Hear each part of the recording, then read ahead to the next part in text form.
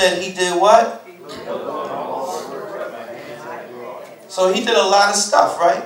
He said, I looked at my hands, all the stuff that I created, all the stuff that I made. He said, I looked at everything. Now, if you look at what he did, this man had created empires, vineyards, farms.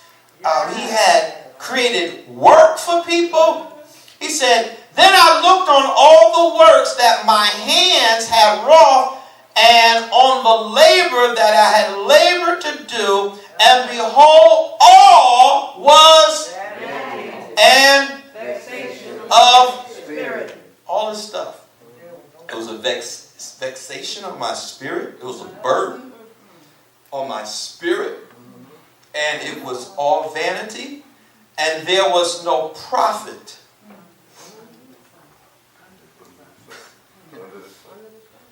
There's no profit under the sun. You might have made a couple more bucks or whatever, but that's not the profit. There was no profit under the sun. There was nothing profiting me that has satisfied my spirit. It actually was a vexation for my spirit. It didn't satisfy that longing of my soul. It didn't satisfy his soul when he was living for himself. Oh my God. Anybody see this? Anybody want to say anything? Anybody want to say anything? No? Very powerful teaching, that's for sure. And when you consider the one who, like you said, was the wisest and even the richest, the Bible says he was the wisest and the richest. And for him to look at it all and say it all means nothing. Yeah, all this. It's all emptiness, void, meaningless. And that is something to consider. And so then, if all that we're doing, all that we build, all that we, it makes you wonder then, what does mean something? Because if all that means nothing, what we labor to do, what we trade our time for dollars, then what does mean something? That's what I'm going to get to. Look at verse 4. You got to look at your Bible. Y'all start bringing Bibles, okay? Start bringing Bibles. I want you to see this. It's something about having the book. Verse 4. I made me what? Great work. I builded me what? House. I planted me. Notice it's just me. I didn't do it unto the Lord. This is Solomon. He said, I built great works. I had real estate. I had farms. Keep going. I made me what? And what? See, I like beautiful things. I did all this. I got 3 ponds. 3 ponds that are built. I love stuff. I love beauty. He says, I planted trees and of all kinds of fruits. I planted trees. I planted orange trees, apple trees, berry trees. I did that. I can relate to this. I made me pools of water. I bought places that had pools.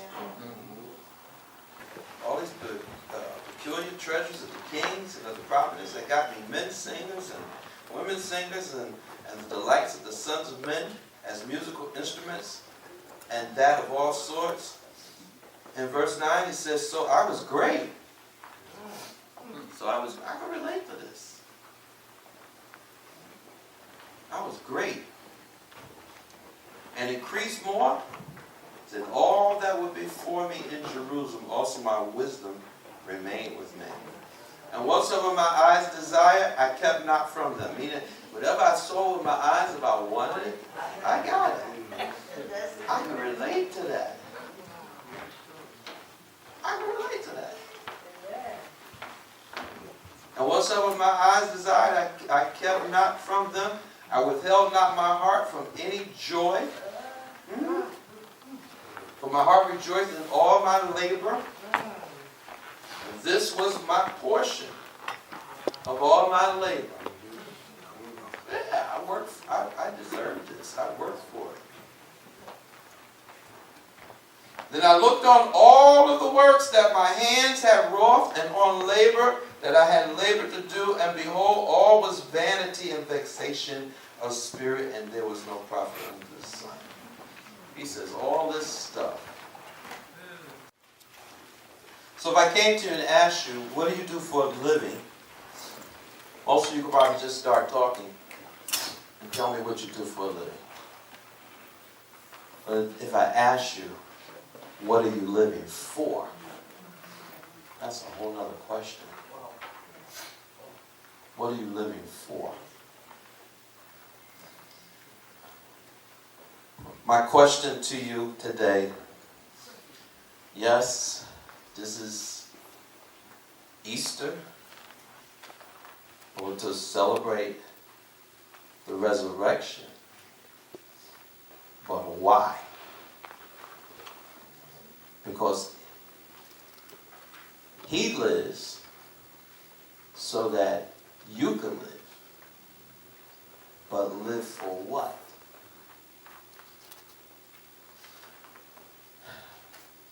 We say, because he lives, I can face tomorrow. Because he lives.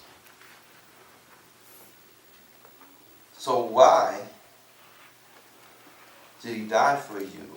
So that you have life. For what? What are you living for? Who's the person next to you? What are you living for? What are you living for? You got Ecclesiastes chapter 12? Yes. All right, I'm going to end this and then we're going to go into the real message.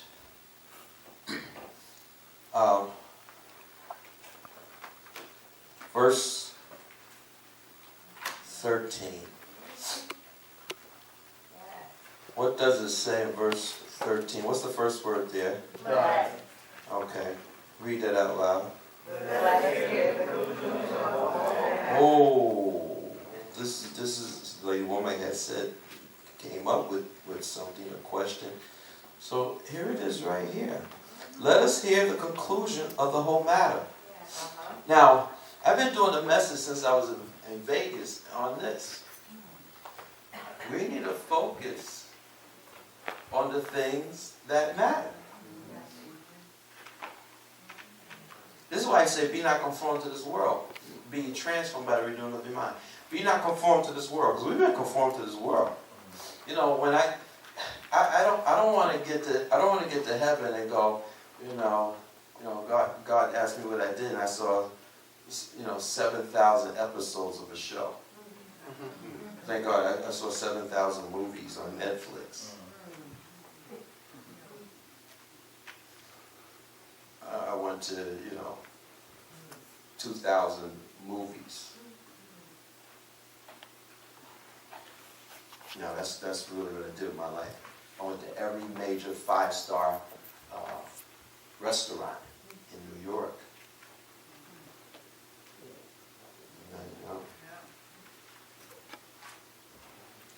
I had I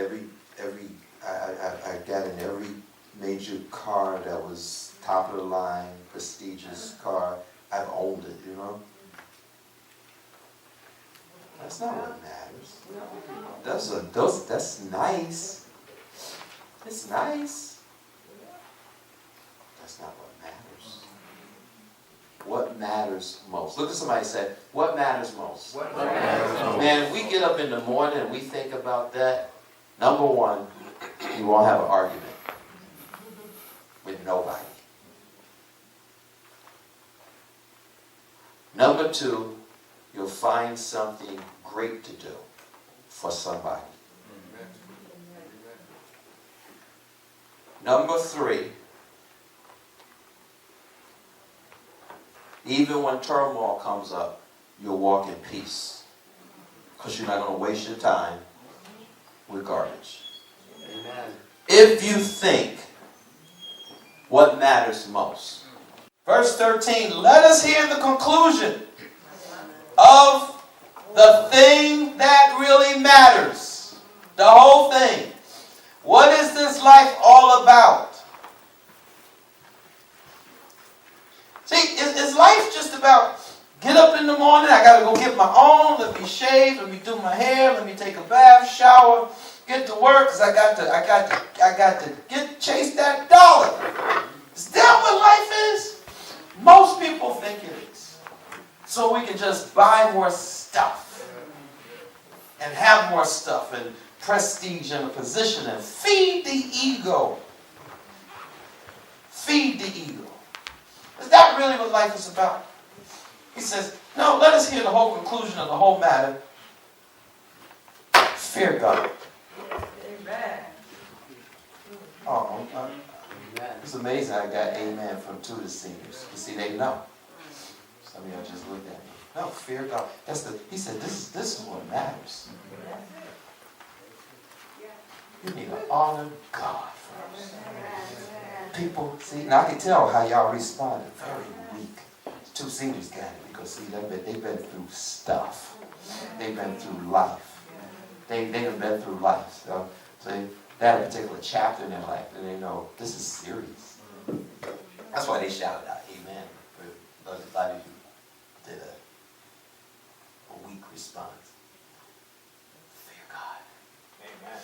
Amen. Amen. You think you got it. You think you got a lot of time. See, even if you got another 50 years, that's not a lot of time. That's right. That's really not for where you're going.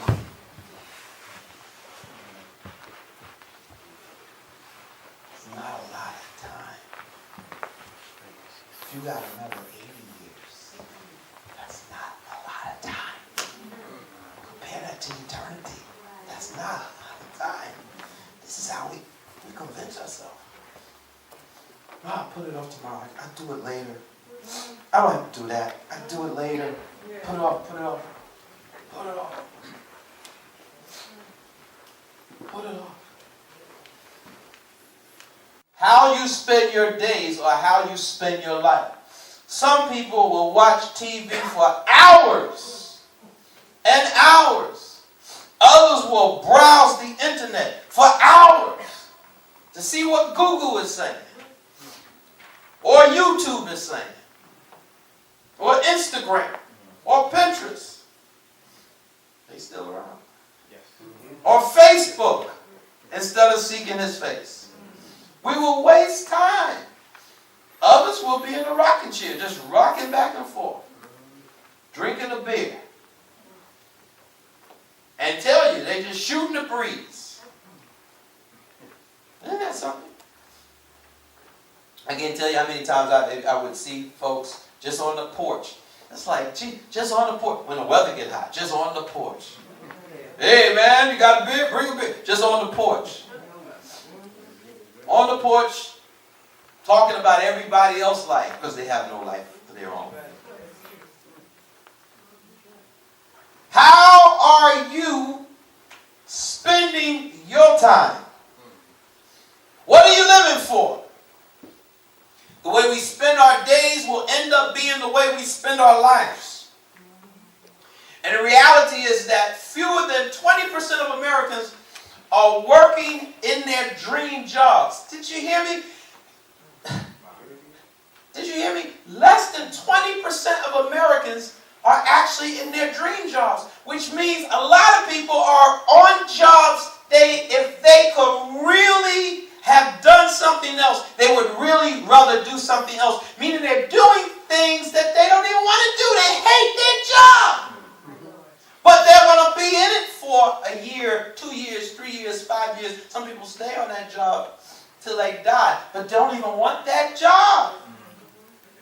I don't think y'all heard me. I'm going to repeat this again. The reality is that fewer than 20% of Americans are working their dream job. Less than 20% of people are on their dream job, which means you got another 80%. They're working on a job that's not what they really want to do. So they're wasting time. This suggests for a significant part of most people's lives that their purpose and their work are out of alignment. A lot of you here, you're doing things that you got no business doing, which simply means your purpose is not synonymous with what you're doing. So if what you are called to do, you're not doing, you're wasting time. Amen.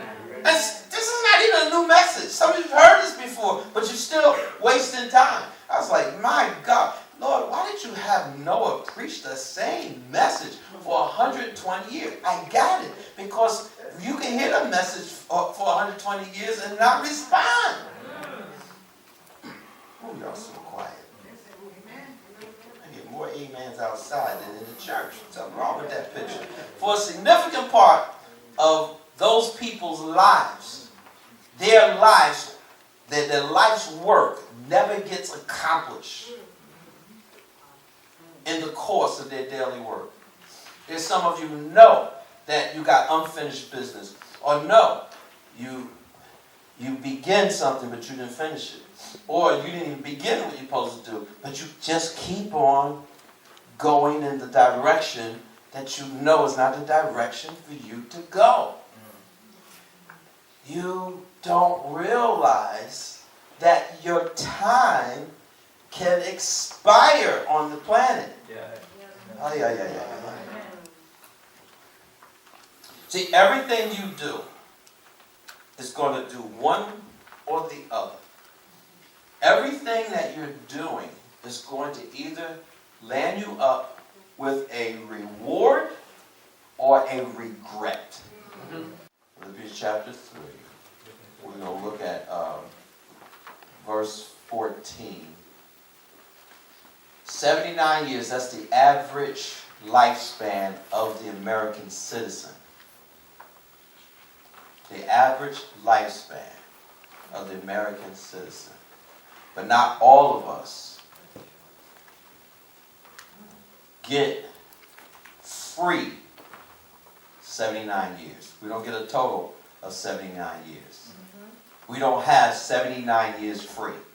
So let's say you live to 79. You don't really get 79 free years. Y'all got that? If you sleep for 8 hours a day, I want to take some notes on this.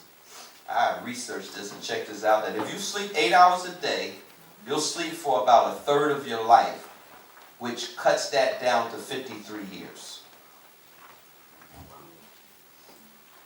And if you're like 68% of American students, you'll study from kindergarten to grade 12, and you head to college right after that, and it takes 3 years of your time from your life, and it brings the total down to 50. And if you spend a typical 45 years working full time at 40 hours a week, this amounts to 93,600 hours, which comes out to 12 years of time, which brings you down to a total of 38 years.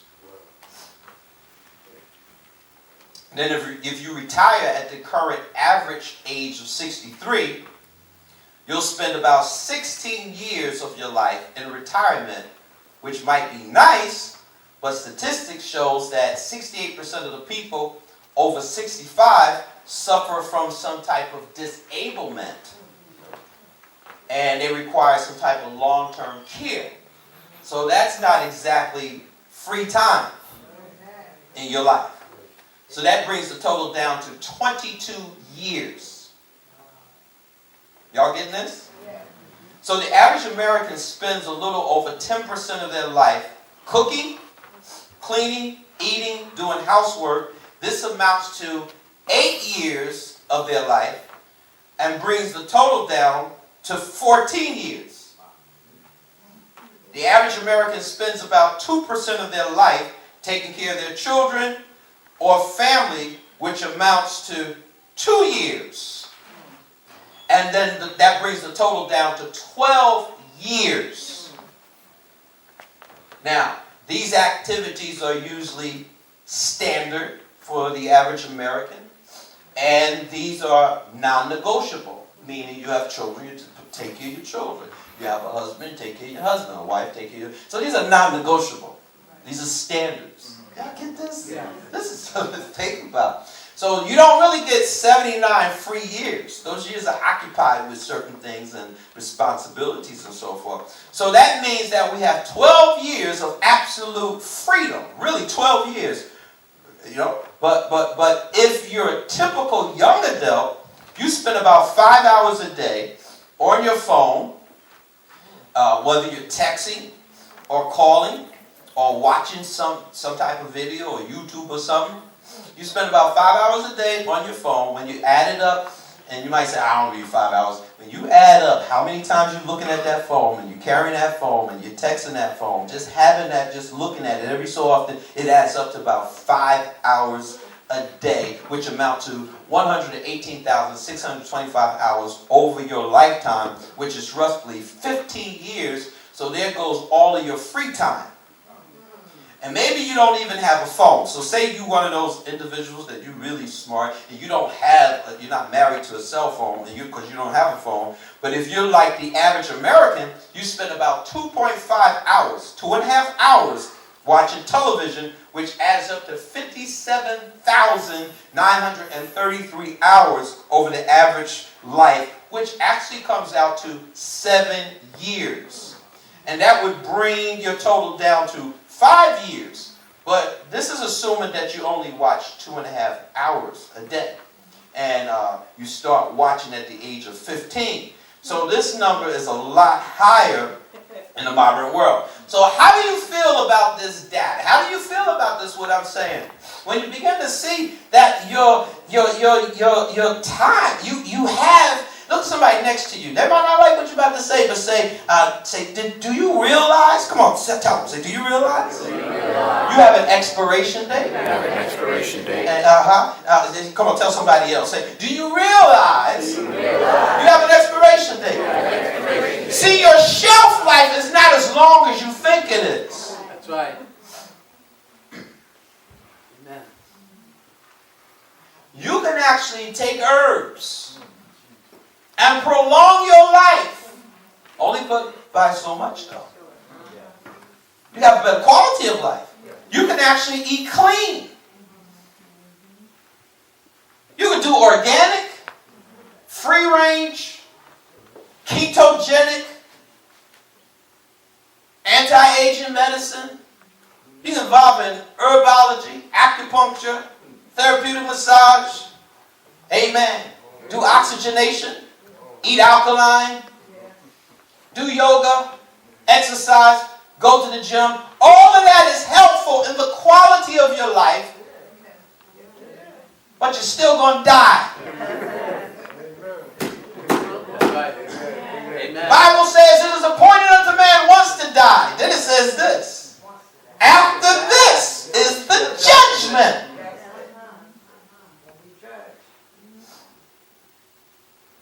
Well, I should have been teaching on this more. It's appointed unto man once to die. You can cancel the appointment with the dentist. You can cancel your date. You can cancel your piano lessons. You can cancel your ballet lessons. But you're not going to cancel the appointment with death.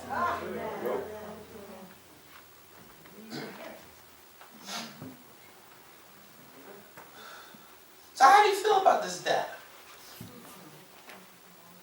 Did it make you sad? Did it make you happy? Did it shock you? Did it make you angry? Because how you feel about this data is telling you something about how your own life is. How you feel about this data is telling you if you're really functioning like you're supposed to. Because if you feel angry, you feel sad, you feel shocked, it's telling you something about your life that you've been taking serious. Yes, you're going to spend about 12 years at work, 8 years at cleaning and cooking and eating. And then I didn't even get to how many years have you spent in arguments and disagreements that absolutely do nothing from you but rob you of your time. Our most precious asset, time. Our time is being fought over by spirits of darkness and spirits of deception. And we need to go before the Lord, who's the master of life and the master of time, and say, teach me how to number my days so that I might apply wisdom.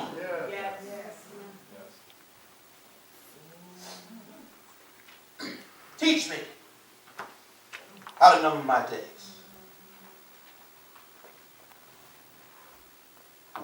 If we're working on a job that we hate, that's 12 years of our life that's gone. Time, our most precious asset. Be mindful of how we spend our own time. The saints have not been sufficient. You've not been sufficient. You need to ask the Father, have I been productive with what you have given me? Am I running the right race? Am I running the race well?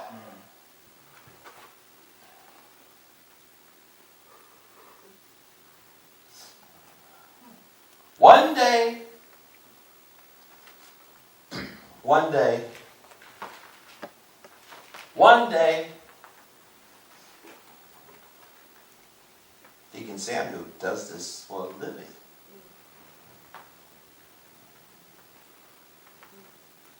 One day, there's going to be an obituary written about you.